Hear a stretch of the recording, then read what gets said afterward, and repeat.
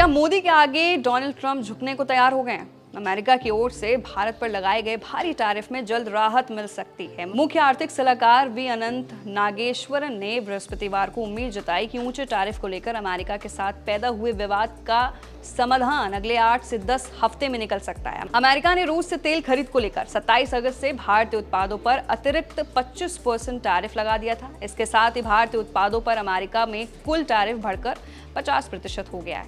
वहीं वी अनंत नागेश्वरन ने उद्योग मंडल की तरफ से आयोजित एक कार्यक्रम में भी कहा कि पर्दे के पीछे दोनों सरकारों के बीच टैरिफ विवाद को लेकर बातचीत जारी है। मेरा अनुमान है कि भारतीय वस्तुओं पर अमेरिका द्वारा लगाए गए टैरिफ का अगले 8 से 10 हफ्ते में समाधान निकल जाएगा। उन्होंने आगे भी कहा कि मेरा मानना है कि दंडात्मक शुल्क यानी 30 नवंबर के बाद लागू नहीं होंगे। हालांकि उन्होंने इस बात को लेकर आगाह भी किया है कि टैरिफ जारी रहने की स्थिति में अमेरिका को भारतीय चीजों के निर्यात में गिरावट आ सकती है।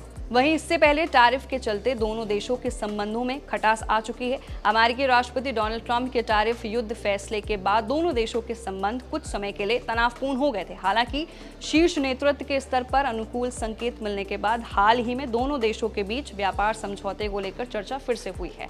मुख्य आर्थिक सलाहकार ने भारत को निम्न मध्य आय वाली आकांक्षी अर्थव्यवस्था बताते हुए कहा है कि चालू वित्त वर्ष की पहली तिमाही में वास्तविक सकल घरेलू उत्पाद यानी जीडीपी 7.8% की दर से बढ़ा है। कोविड महामारी के बाद भारत ने कई देशों की तुलना में तेज वृद्धि दर्ज की है। उन्होंने ये भी कहा कि विनिर्माण, सेवा और कृषि क्षेत्रों की प्रगति के साथ ग्रामीण मांग में मजबूती और शहरी मांग में सुधार अगले 2 वर्षों में आर्थिक वृद्धि को आधार देंगे। वहीं जीएसटी दरों में राहत पर भी क्या बोले हैं नागेश्वरन, ये भी बता देते। नागेश्वरन ने कहा कि हाल में जीएसटी दरों में दी गई राहत से उपभोक्ताओं के हाथ में अतिरिक्त आय बढ़ेगी। एमएसएमई क्षेत्र को ऋण में वृद्धि हुई है और बड़ी उद्योग इकाइयों को कर्ज वितरण में संचारात्मक बदलाव आ रहा है। उन्होंने बताया कि चालू वित्त वर्ष की पहली तिमाही में चालू खाते का घाटा जीडीपी का 0.2% रह गया और विदेशी मुद्रा भंडार भी स्वस्थ है। उन्होंने आगे कहा कि हालांकि डॉलर के मुकाबले रुपया कमजोर हो रहा है, लेकिन अर्थव्यवस्था की मजबूती को देखते हुए मुझे यकीन है कि दीर्घावधि में रुपया अपने मूल्य को बनाए रखेगा और उसमें मजबूती भी आएगी।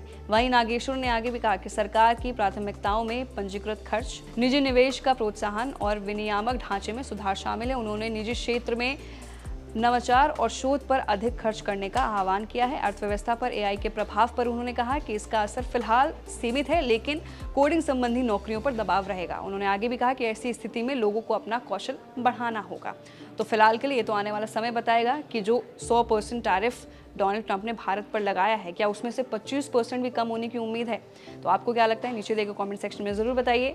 मैं थी आपके साथ वंशिका सिंह और आप देख रहे हैं एबीपी लाइव।